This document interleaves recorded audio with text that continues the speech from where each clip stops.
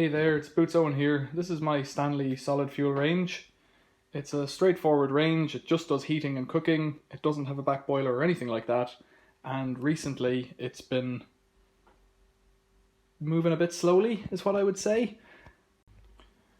So there's two dampers on a range like this one at the back, which opens a vent in here, and if I get in here you can see it and it'll make sense. So this one here opens this door, and when the door is open like that, the smoke can come out of the firebox here and go straight up the chimney. When it's closed, you have the choice with this damper of having it open like this so that the hot gases and the smoke can go over the top of the oven and then down the side.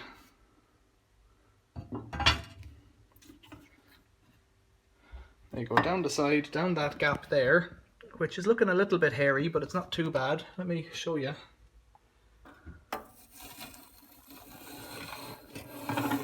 It's not too bad. It's not clean, but it's not too bad. It's about an inch and a quarter wide, and I've seen that completely snotted up with soot in the past. When it's got soot on it, and when it's soot on top of the box here, on top of the oven like this, it'll insulate the oven so the oven won't get as hot as it could. So that's something to bear in mind. But the issue I'm having anyways is that the smoke goes fine up this chimney. So it goes up there just fine. And you can see it drawing up that dust just as I open it. So the chimney's got a good draft. It goes fine if it goes straight up. When I bring it over the top of the oven, down the side, and then it goes down the side, underneath the bottom, and over to the back here. There's a baffle that comes out in the centre, so it has to go around the front and over to the back. It's a bit blocked, I think, and so it's a bit lazy when you clamp it down. And I've been fishing around in there, and I've rooted out this dust here, which is going to get in the way. Let's just push that out to the side and we'll see. I went rooting in here before. Let's push that out of the way. It's very fine dust. It typically comes not from wood burning, but from burning peat and stuff like that. It's difficult to get a focus on it. You can see just over at this side here, there's a baffle plate in the centre. Smoke has to come around that, but then it looks like there's mountains of crumbs over that side that I've disturbed on the left hand side of that baffle plate there. So I'll show you what I do. Just for fun, the fire is actually on at the moment. It's got some coal in it, not coal, like smokeless fuel that I use to keep it going overnight. So I'll open this up, this vent at the back, so that any gases can escape up that way. I'll close this one. But like the fire, it's warm, but it's not too warm to leave my hand on it for a few seconds because I didn't put any fuel on it since last night. So I've made up this arrangement here.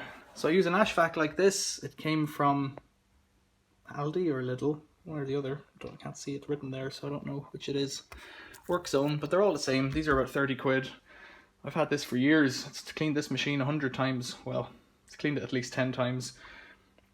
It comes with this hose, which is quite rigid. It's a steel lined hose. It goes in.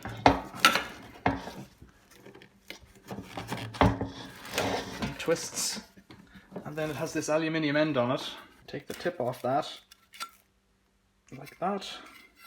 Set that aside. And then I've made up this other hose with a piece of plumbing waste pipe on the end. That just slots in there, and the suction just keeps it together. It's never come apart. On this end I've made up an adapter, a piece of plastic pipe folded down onto a piece of overflow pipe, or maybe it's electrical conduit that I've bent into this shape here. And that has done just fine for getting all this dust out in the past. You can use it, you can clunk it around when it's cold or a little bit warm, and it'll just vacuum out all the dust. So let's do that.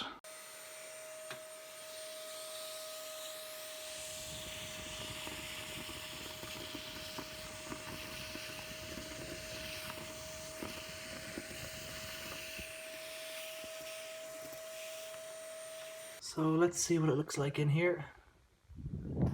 That's the after. I didn't get the top so well, but over into that left hand side, looks pretty good. They've got the bottom pretty clean. There's a bit of dust there, so this is just a quick job. And of course, the way these things were designed, this Stanley would have come with a rake like this, which is just a piece of bar 2 foot long with a 4-inch twist on the end of it. You put that in, and it's designed so that it will get around all the corners. You can see there, I'm just pulling out a bit more that I missed with the vacuum. Just that little bit, and what you can do is rake it all to the front and then just put a dustpan under it and get it out, but it makes an awful mess if you do it that way, so I find the vacuum cleaner is the way to go. Equally, you can get a wire brush in there, like a bottle brush with made out of wire for cleaning ductwork, and you can buy them on the internet or in a hardware shop, and they're just called boiler cleaning brushes. I'll put a link below to those. I might put a link below to an ash vac as well, save you the bother looking for it if you want to get one. And all you do, if you're doing a full job but not cleaning the chimney, you need a chimney brush for that. Just get in there with your brush, rake it all down, go in here, go in under here like I showed you before, vacuum out the whole thing. Well, it's completely cold, of course, don't do what I do, don't do what Donnie Don't does, and all around the side and the back and all, and then you're sure it's clean. And it should run more efficiently. And that's it. Right, questions or comments, leave them below. Thanks for watching, see you later. Thanks for watching, see you later.